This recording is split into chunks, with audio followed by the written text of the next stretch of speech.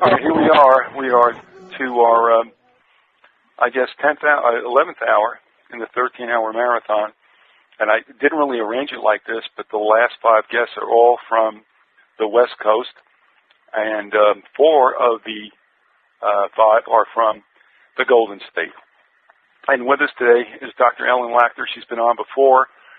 She's a clinical psychologist who deals with a nasty secret that takes place in America, and those are the victims of ritual abuse. So, Ellen, I want to thank you for coming on, and how are you?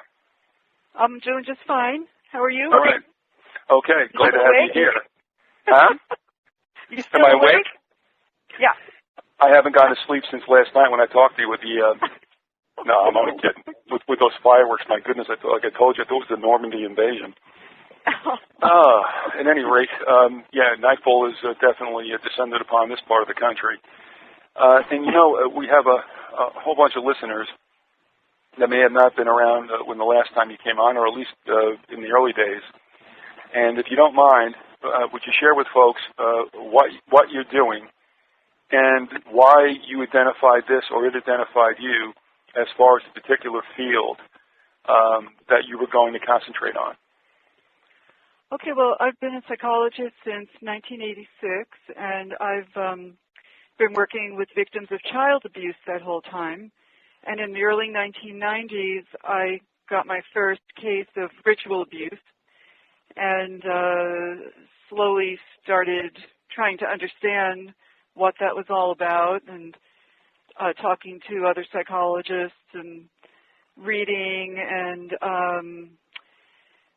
what I discovered was so horrible that that's basically become my life's purpose at this point, is to raise awareness of this, to help other therapists know that it's true, help survivors feel that somebody might believe them, help them go to therapists, get some help, and just raise support in the whole world, actually, for these survivors.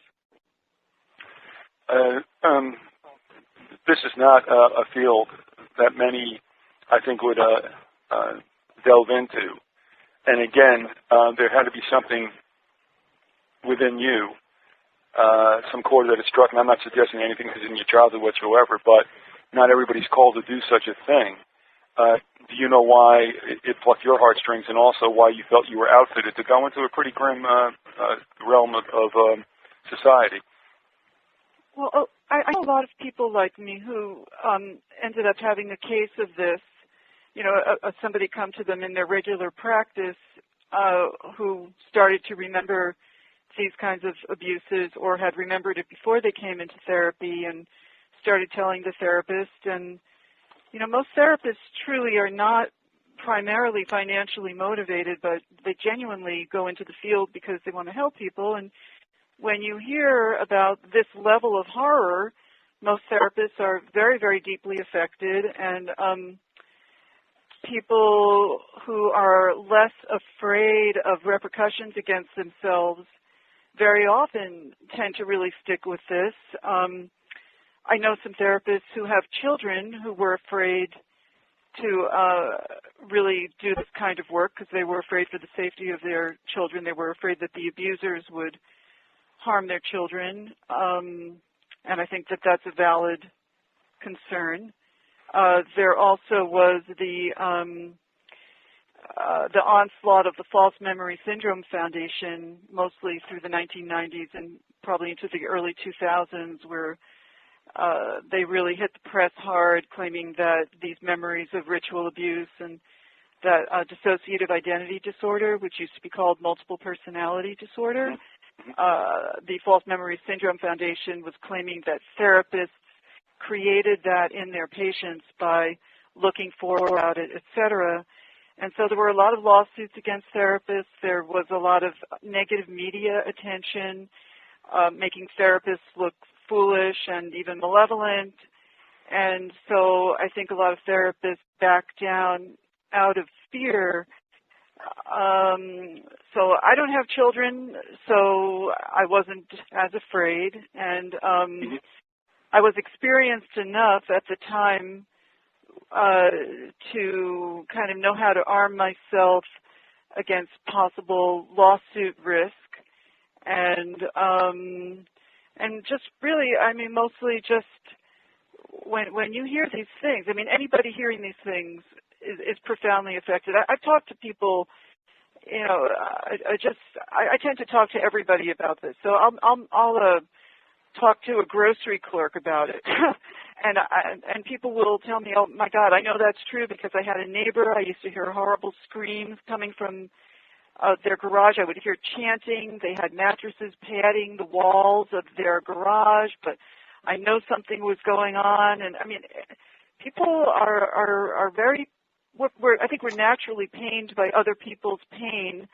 unless we have some kind of fear reaction for some reason that causes us to not be willing to feel it. But I think our natural tendency as people is to empathize with other people, and you know, so I don't feel proud or anything. In fact, I'm kind of disgusted by people who know about it and I feel have the strength to handle it and aren't willing to handle it. Now, you are an East Coast person, and originally. Yes, and actually lived in the town next to mine in good old Hackensack, New Jersey. Just for a year. I'm really a Long Island girl. Yes, and I don't blame anybody for not wanting to admit or at least play down the fact that they did, in fact, live for a year in Hackensack, New Jersey. I worked in It was a nice name. It was a nice neighborhood. You had a park across the street, right? Yeah, it wasn't bad. Did you begin though to more or less concentrate on this particular field with the ritual abuse while you were in the East, or did this happen after you went to the West Coast? How did that all work out? Well, on the East Coast, I was only an art therapist. I had only a master's degree back then. That was in the mid-'70s.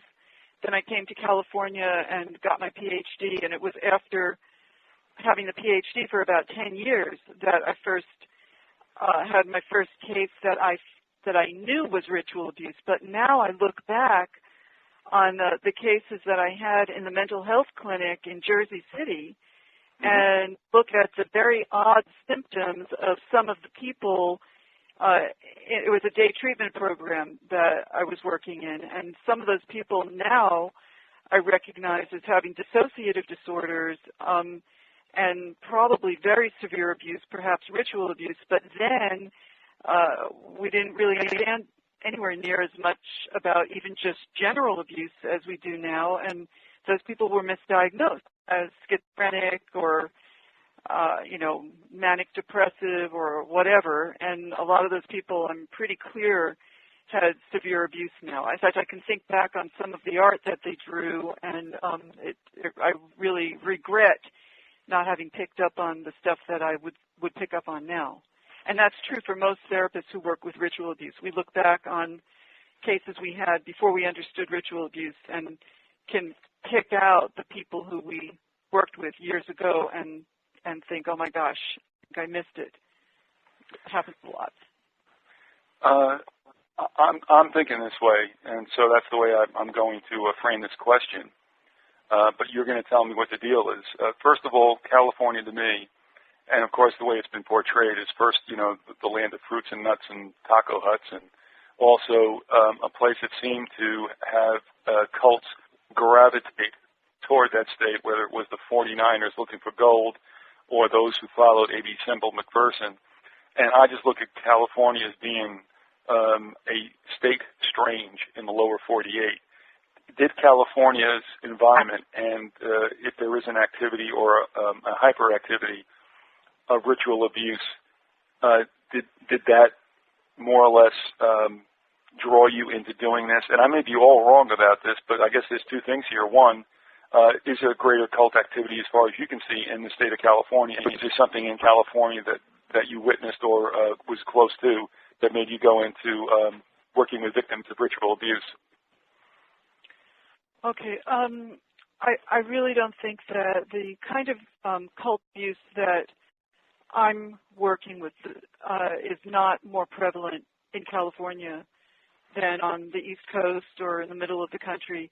I have my website, myendritualabuse.org, website, and I have my email on there. And so I get many survivors from all over the world, actually, but mostly from this country and from Canada, contacting me, looking for help, telling me their stories, where they were abused. And, there's plenty from the Northeast. There's plenty from, Missouri seems to be a real troublesome spot. Really? Yeah, Michigan, Florida, yes. Oh, yeah. Pennsylvania seems pretty heavily represented. Indianapolis area for some reason. It seems to be a lot of places. Now, the kind of abuse that I work with, these are not victims of cults that are publicly known. These are very secret cults that don't have websites. They don't have names that anybody would recognize. They have roots going back in their families. So these people's parents were their main abusers. Their grandparents may have been their main abusers. It goes back many, many generations. So it's not like it's sprung up in California, in the gold rush or in the 1960s with the, counter-revolution or anything. This stuff has strong roots, actually going back primarily to Europe. So it's anywhere that people settled in this country who came over from Europe, all around the country that they would be practicing this. So I don't think it's any more heavily represented in California. It's interesting, but another time, or maybe we have some time later on, when you talk about Indianapolis or Indiana. Indianapolis is what you said, right? Yes. We've had guests on to talk about the rather strange history in Indiana and a certain kind of occultness built into even the laying out and what was called the magic squares of the land in Indiana. I know I'm being very vague, but that you would mention it. It's interesting that it would be one of the ones that pop up because we've gone through a number of shows with people who will actually, with one individual especially, who's talked about what's going on out there. So even though it's the heartland of America, it's still out there in the Midwest where everything's okay, and then in Kansas and all that. There's something out there that makes sense, and another time I'll elaborate on that a little bit if you don't mind. But for our purposes here, so it wasn't really the fact that you were in California that led you to do this. But what I want to do, and we have a couple of questions lined up for you, and of course, folks, if you want to call in to talk to Dr. Ellen Lacter, you can do that on the toll-free, which is 888-333-9009. And feel free to do so because this is a very, it's a very serious subject.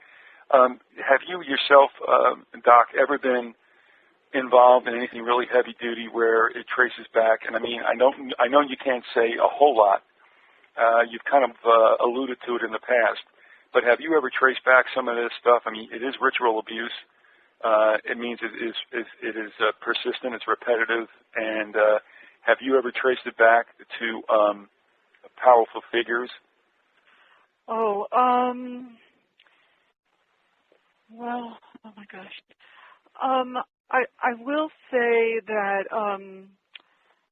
I've heard so many credible reports of a lot of a lot of horrible abuse happening within Masonic lodges, and there are a lot of powerful people obviously connected to Masonic lodges. That I do believe that a lot of ritual abuse happens within Masonic lodges. Now, I am not saying that all Masons by any means are practicing evil. I don't believe that. But in fact, I have actually no way of knowing how much the ritual abuse that happens in Masonic lodges is actually somehow part of the structure of Freemasonry versus how much it's people who are using that for their own proclivities, So, but but quite a few survivors that I find highly credible claim that their abusers were important Freemasons. Now, as far as political figures and people making claims about everything from U.S. presidents to bloodlines, whether it's the Rothschilds or the House of Windsor or all of that, I'm going to plead the fifth. I understand. And I'll just say that if somebody that does not mean they're crazy. You should listen and evaluate, and it may be true, or it may not. But I would not immediately at all dismiss a person as paranoid or schizophrenic or anything if they made claims like that. So that's about all I can safely say. No, I understand. I know you have to walk gingerly around this, and that's not because you don't have a heart for it. It's because of liability, let's face it. Even if you're right, sometimes you can't be right. Well, there's liability, and then there's confidentiality. So some of the information that I get is from clients, and then some of the information I get is from survivors who I've met through my activism. And, so I have to be careful because I obviously can't say anything about anything any of my clients have told me. That's true. Whether I say their names or not, it still could put them at risk if I were to say anything. So I never say that. And and then people who aren't my clients, I have usually not had a chance to evaluate their credibility enough to, and to work with them enough so that they can sort out which of their memories are true and which of their memories, may have been the result of things that their abusers told them. So, for example, a lot of ritually abusive groups call themselves the Illuminati. A lot of different groups. We are the Illuminati, the most illuminated ones, the most powerful group in the world, and and you're going to have this very powerful position in our powerful group, and different groups have that same line, and then so the victims think that their abusers are the most powerful group, the Illuminati. Well, descended from Weishaupt or whoever in the 17th century, right. Well, obviously, most of those people have to not be descendants of the Illuminati because they're different groups, but yet they believe it. So in the process of therapy, all these, inflated, grandiose illusions that their abusers create, a lot of them get popped as people realize that the abusers were just self-aggrandizing and that it's not true. So, that's another reason why just if somebody says something, it could be true or it could be a lie, or somebody in a ritual could be, if you drug a victim and you put on a mask of a U.S. president and then that child believes that the U.S. president is now doing something to them, that's another source of misinformation. So deliberate, staged acts are very common among ritual abusers to confuse their victims. Another favorite one is alien abduction. So a lot of these cult groups stage an alien abduction, and they'll stage a surgery by an alien, and then they will make the victim believe that is what happened to them, and through torture and dissociation, they will bury the memories of the cult abuse more deeply, so that now the person sounds like, that they believe that their trauma is alien abduction. And for the victim, it works because now they have a basis for all of this fear that they have. They know that they're terrified. They know they have post-traumatic stress disorder.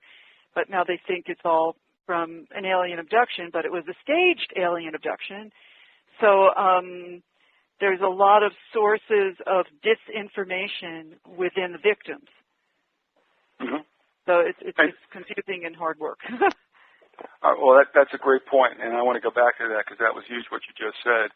Now, we know that you're not necessarily, and that's not what you set out to do, to be any kind of expert in cults. I'm just going to run two things by you for quick answers because they've come from the listeners. An individual who listened to us just now talking about Indiana and what's going on in Indianapolis in particular, which is also a very interesting capital. But a listener just wanted to know if you ever heard out of Indiana a cult called the Brotherhood. No, I haven't, but that doesn't mean anything because Sure. I really have a relatively small sample of cases where I would register the details of the name of the group and the locations of the abuse because I tend not to believe accounts except from people whose credibility I've really closely evaluated. So I'm sorry I don't, but that doesn't mean it isn't something real. It's just that when you're dealing with the occult, you're always gathering secret information, and so kind of by the nature of the work, you end up not having a whole lot of data. Mm-hmm. Oh, yeah. No, again, this goes on all across America, so again, it would have to pop up. I would recommend they check Stephen Hassan's website, freedomofmind.com, I think. Stephen Hassan, Hassan. Okay. He has a list of like 1,000 cults who have had, to one degree or another, some public front, and that would be someplace to look it up. It's all alphabetized. All right, and I might have been. I don't know if I'm misconstrued why the listener wrote what he did, because he followed up with saying, "Oh, it's a real Christian sect." And I don't know if there's some kind of irony in there or what the deal is, but I'm sure we're going to hear more about that because something's not making sense here, and we'll get back to that. But going on to what another listener had asked of you, did you ever come across anything about strong satanic child abuse based in Victoria, Canada, on Vancouver Island? And something called, I guess... There is I've heard a lot of reports of ritual abuse from that part of Canada. That seems to be another hot spot. It does. And apparently there is something, I guess a saying that goes on with this that was some kind of hallmark of what was going on called the washed up feet. Yes. Yes. That's something that's happening now where, yes, they're finding washed up feet, human. I guess there was one animal foot, but a lot of human feet. I mean, when I say a lot, I think it's like 3 or 4 recently in the news up there. But that does seem to be there. And I do have credible accounts from a number of people that do trace up to Vancouver of ritual abuse, not necessarily satanic. Some of it's witchcraft, black witchcraft, abusive witchcraft, human sacrifice, sex abusing witchcraft, not Wicca. All right. Well, I appreciate that, Mark. That was key. Thanks for bringing that to our attention. I'm just looking through some of the other comments, let's see. Oh, all right. Here's another one. Was there was a mind control high-level trainer in Freemasonry using the nom de plume Savali in Escondido/San Diego. He's wondering if you ever had a patient that was related to that, and if you cannot speak to that, then can you at least tell us if you've ever come across that individual? I know her. You do? I do know her. She never was my patient. And I know of cases, let's just put it this way, I have some corroboration I know she was a victim. I have corroboration for the fact that she was truly a victim of this. I can't get more specific than that. Now, I can't corroborate every detail of everything that she's alleged, but I can corroborate that I know she was definitely involved in a very abusive generational abuser group, cult satanic group. Yes. and this is jogging my memory because I think I might have tried to get in touch with her. And you know what? I'm thinking back. Now I'm having these repressed memories, but I'm thinking back that I don't even know if you and I spoke about this a long time ago, but whether that's the case or not, I know that that this individual was giving interviews for a certain amount of time. By the time I got there, it wasn't happening anymore. That's what's now coming to the fore in my memory. And so, yeah, that does make a lot of sense. And thank you for sharing it. We have another question out of California. How often does Ellen come across victims who say they were formerly and this would come under, I think, the head of also of what we call Manchurian candidates or MKUltra victims, and that is, say, assassins, as Kathleen Sullivan has stated in her book Unshackled that she was, or perhaps prostitutes or couriers like Kathy O'Brien has stated in Transformation. Anything about that? Yes, I have worked with people who I believe were programmed to have alter personalities, dissociated, not conscious to the host, to the apparently normal personality, the one who would be normally doing the day-to-day life.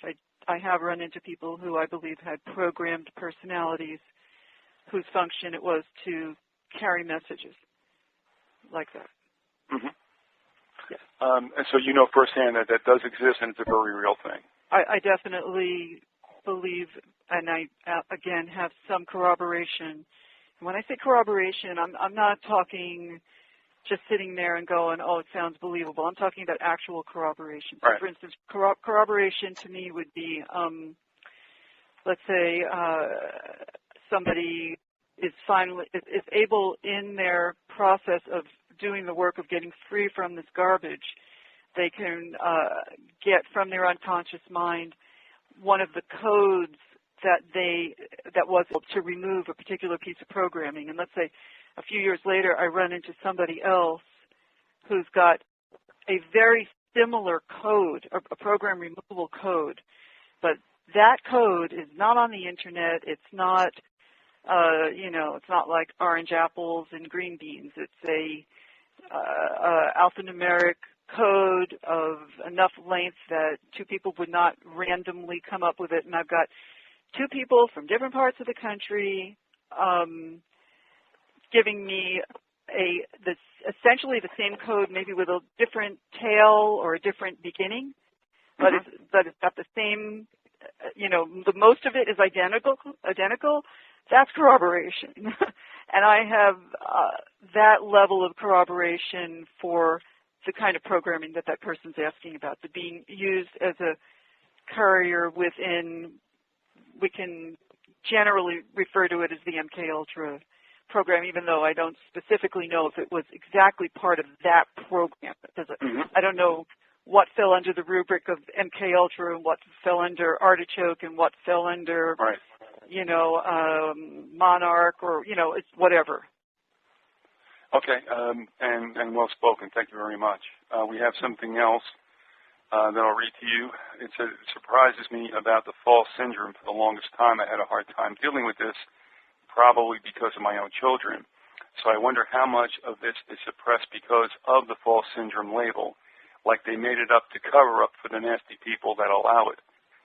Like if you had a senator or someone of that nature to make it seem like the person who is being abused is at fault. How convenient.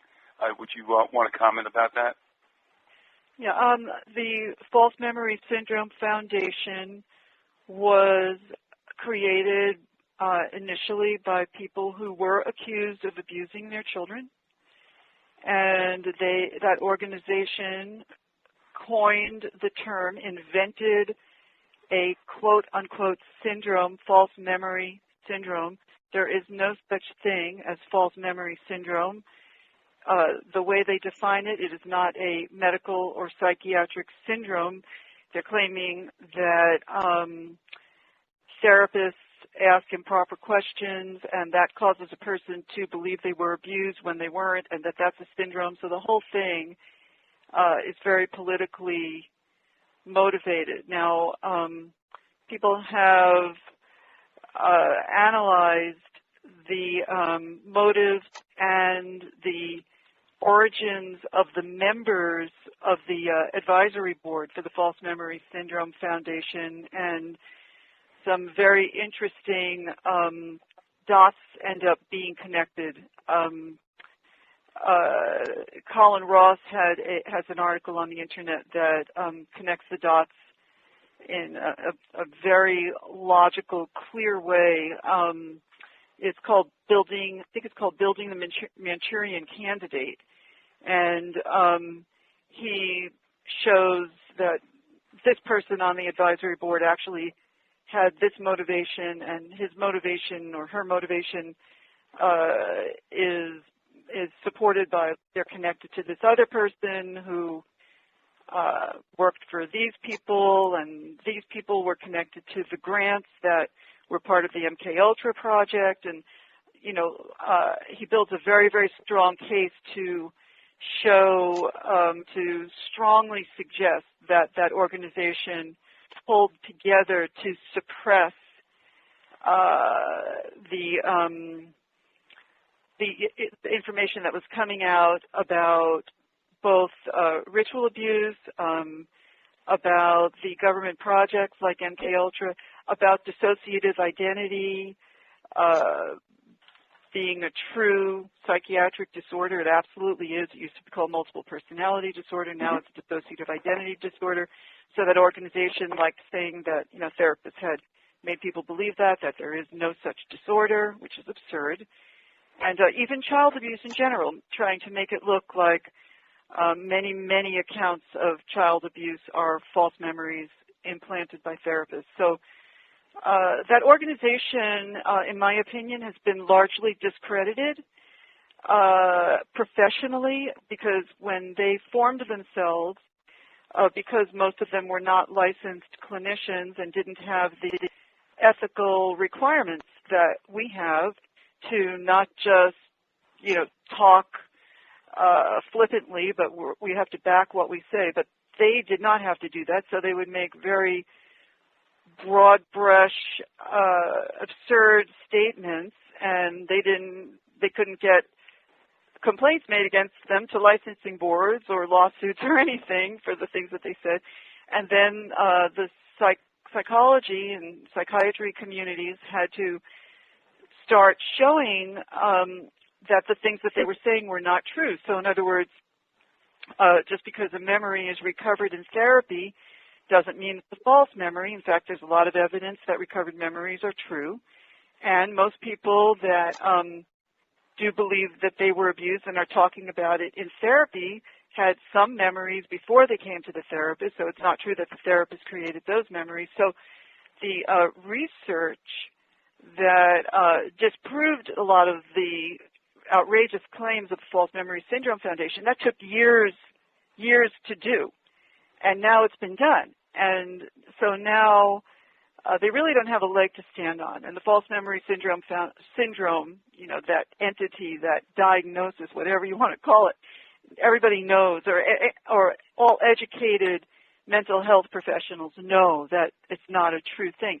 But it did a lot of damage. It affected the media, it affected the general public, and it affected survivors. So a lot of survivors of ritual abuse and a lot of people who have dissociative identity disorder, they started questioning their memories. Well, they don't like their memories. Their memories are horrifying. Their memories are distressing. Their memories give them post-traumatic stress disorder. So they started thinking, you know, well, maybe I did make this all up. Well, that has its advantages to believe they made it all up. So a lot of survivors started questioning their own memories and believing that they did have false memory syndrome, and it kind of set them back because unfortunately or fortunately, trauma does not disappear. It kind of keeps scratching on the back door. The pain inside of a person seeks expression. It seeks support. It wants somebody to have compassion, sympathy for what they went through. So all it does is delay the healing process. But I've communicated with many survivors who were very harmed by that. And then therapists who are not trauma experts, are not adequately educated in trauma, can have learned about this whole controversy in the newspaper instead of in their scientific journals. So they believe dissociative identity disorder is not real. So the person comes to their office and says, I hear these voices inside my head, and they diagnose them as schizophrenic. Or the person comes in and says, I remember, when I was 3 years old being sexually abused on an altar, and the therapist believes they're delusional because they learned about ritual abuse from the local newspaper. So the False Memory Syndrome Foundation did a lot of damage, but educated clinicians know that it's not a credible organization and it's not a true syndrome. You just gave rise to a whole bunch of questions that I had, but first, our listeners, and from Andrew Colvin, who was on earlier, he asked, does Ellen know anything about functional analytic psychotherapy out of the University of Washington, where false memory was created? Nope, I don't. Functional analytic psychotherapy. No, sorry. That's okay. No, I mean, not a problem. I'm just looking through some of the other responses I've gotten because, like I said, I want to defer to those who are listening. I think I can go on if it's all right. I'm taking a look around to see. I got a couple of screens I'll look at, and I think it's safe for me to go through with this. So here's what, and also I just want to let folks know, again, we're talking to Dr. Ellen Lacter. Her website is endritualabuse.org, and she's with us from San Diego, California. You said two things, and this is very interesting. The first one you said minutes before, and that is, as a cover, ritual abusers, and I'm wondering if they would go through the whole, costume thing, embed in their victims, actually, to them, it's a true memory, but it's of a false situation, and that is, they were not abducted by aliens, but that is what they've been implanted with, and that's the cover that the abusers can hide behind. Is that correct? Correct. Okay, that's extremely common among ritual abuse survivors. Now, that is not to say, and I don't know, that is not to say, I would assume, that some folks who claim to have that happened would have necessarily been victims of this, or maybe I'm wrong. Do you believe it's a 100% deal? I doubt it would be, but what do you think about that, that those who claim they may have been abductees might have very well been, unwittingly, victims of abusers? Yeah, I think some people who believe they were abductees are ritual abuse victims, but, as far as some people who believe they're abductees truly be abductees, that's sort of out of my area. I'm so busy trying to figure out ritual abuse. I don't spend time trying to figure out, the stuff about aliens. I'm very kind of myopic. I know what I know, and I don't know a lot about other things. But as a therapist, I don't ever discount anything. I don't feel like I have a right to say, that's not true. I would listen to the person and, just try to search for truth. Truth is always the goal.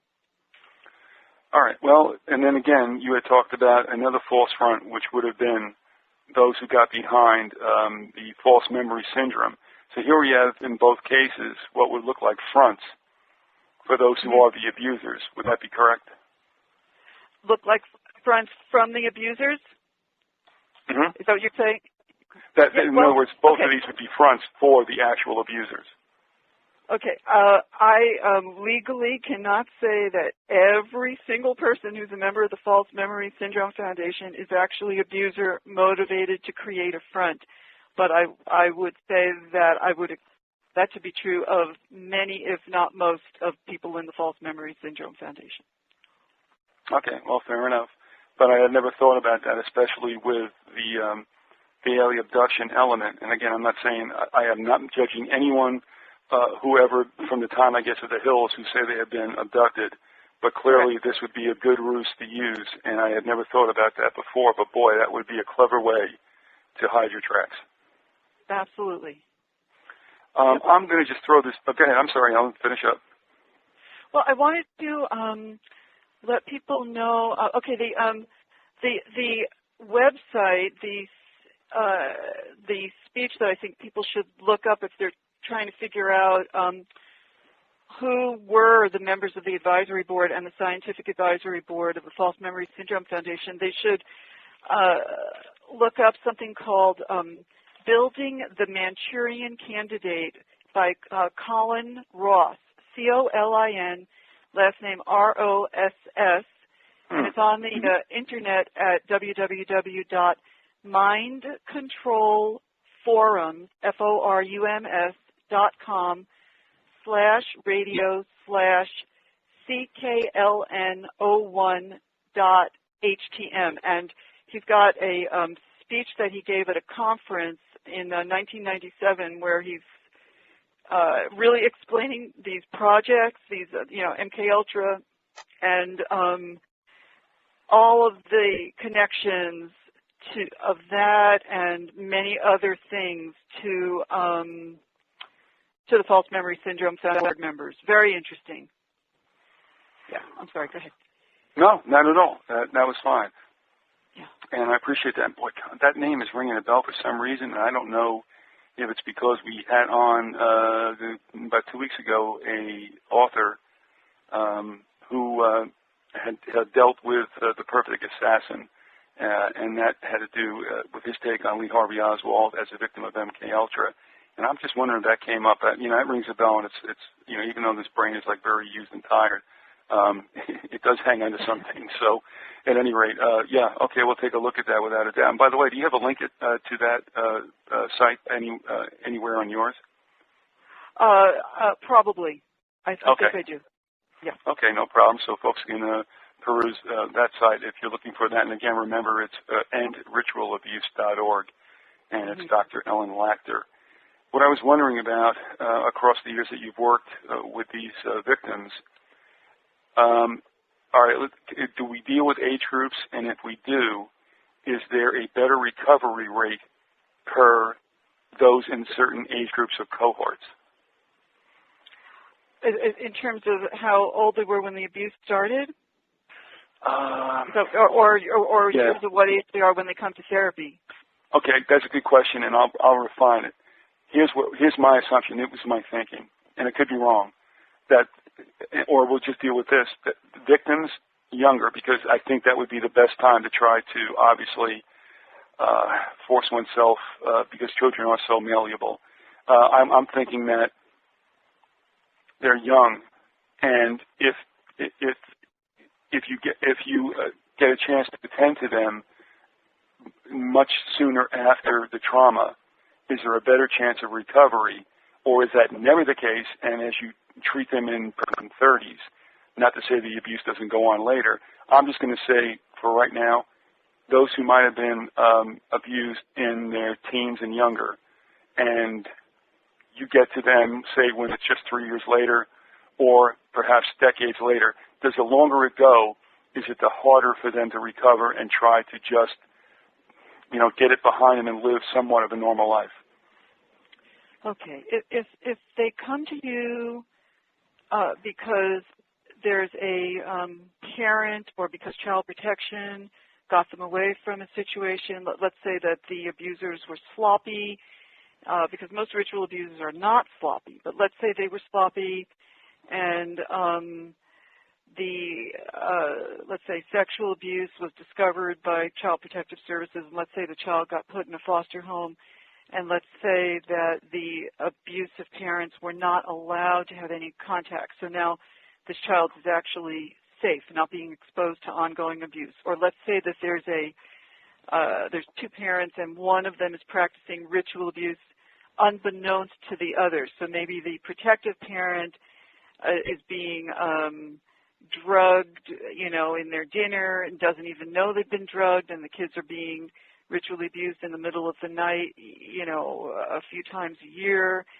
And then the protective parent discovers that the abuse was happening and gets the kids completely safe. And let's just say the family court does not force those children to still spend every other week with the abuser, which is hard to get them to do because it's so biased toward having children with both parents, and it needs so much evidence of really strong abuse before it fully protects children. But let's just say that the child, for one of these ways, either foster home, adoptive home, or one protective parent and support of the family court, so the child is truly safe, and that child goes into therapy and is truly safe, that child can be helped, definitely, as a little kid, and they can actually have their dissociative identity disorder not continue to develop, not coalesce into, fully formed personalities, but instead head the other direction of really kind of understanding everything that's happened to them, expressing it in play therapy or art therapy, expressing it directly finally when they feel safe enough, talking about what happened, etc. That kid can actually have a happy, okay life. Now, that's very rare. What the more typical course is that the abusers are not sloppy and they do enough torture to make the personality, create personalities that are hidden completely behind opaque amnestic barriers, so that the host personality, the boy or girl who goes to school and has friends during the day, has no idea that these other personalities are being ritually abused at 3 in the morning. That child typically will not even have memories of having been ritually abused until they're like 30 or 35 years old. And I think that it tends to wait that long. And I don't really think anybody has an answer as to why it waits that long, but I think it requires that level of maturity, that level of age to be able to handle the enormity of the horror of what happened. So I don't know that the 20-year-old who is trying to master all of the challenges of first becoming an adult, becoming an independent person in the world, working and relationships and all of that. I don't know if that person has enough psychological reserves to handle discovering this level of horror. So the person tends to remember it in their 30s or in their 40s. That's the normal course. Now, if somebody does remember it in their 20s, it can go either way. Some people can tough it out and get through this and handle it without falling apart. And other people, I just think it's too much for them. That in some cases, maybe it might actually be even better to wait. But there's a horrible downside to that, because very often the person is still being abused while they're waiting.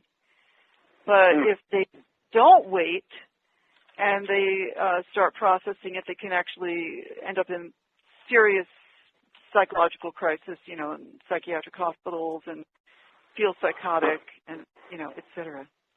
So it's a very hard, this is a hard uphill battle these people have to fight. I really admire these people because, I'm such a wuss personally. If I had, what one ritual, but let's say they've got, 300 rituals in their life or 500 rituals. One of those rituals I fear would put me in extreme terror and depression, for my whole life. And yet they've had hundreds. Now, because they had hundreds and because it started so young, they did form personalities. And those personalities share the burden, and that actually does help them psychologically survive this. So they have that resource that really does make it easier for them to live with this having happened to them. And people who were not tortured as little children don't have the capacity to create personalities. So when something horrible happens to us, it's right there in our face. We're feeling it, we're knowing it, and we're horribly affected by it all the time. But I'm not trying to minimize what they go through either, because I'd rather have that than be tortured in 500 rituals. By the way, the Colin Ross thing, I just looked it up, and he does talk about the Oswald case and the connections of that to the Manchurian Candidate and all of that.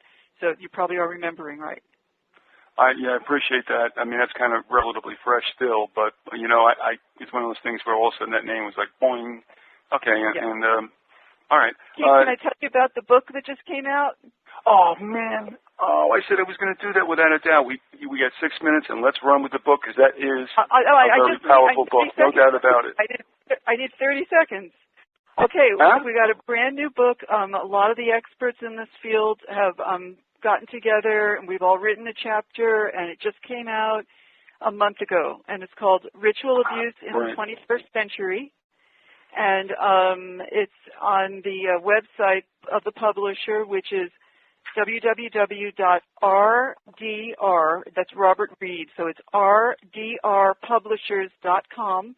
It's under recent titles, and it's called Ritual Abuse in the 21st Century. I have a chapter in there about differential diagnosis of schizophrenia versus ritual abuse, mind control, traumatic stress, and a lot of experts in the field have chapters. A couple of survivors have very powerful chapters in here. And there's also another book that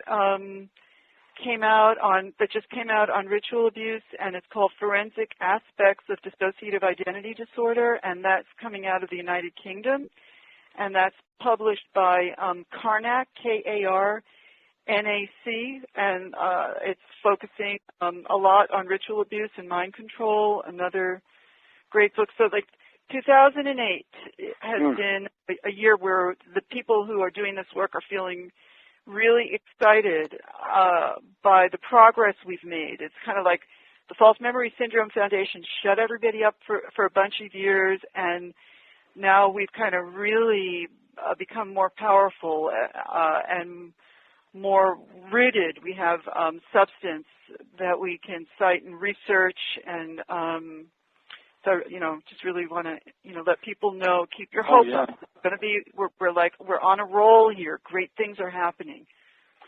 And I apologize because I got sidetracked, but one of the things I thought was impressive, and here's what I want to ask you also, for those who might want to take a look at the contents of that book, is there any way they can, as you gave me, a chance to look at the table of contents, to the chapters and the authors, and to what particular subjects they write? Yeah, the entire table of contents is on that rdrpublishers.com website.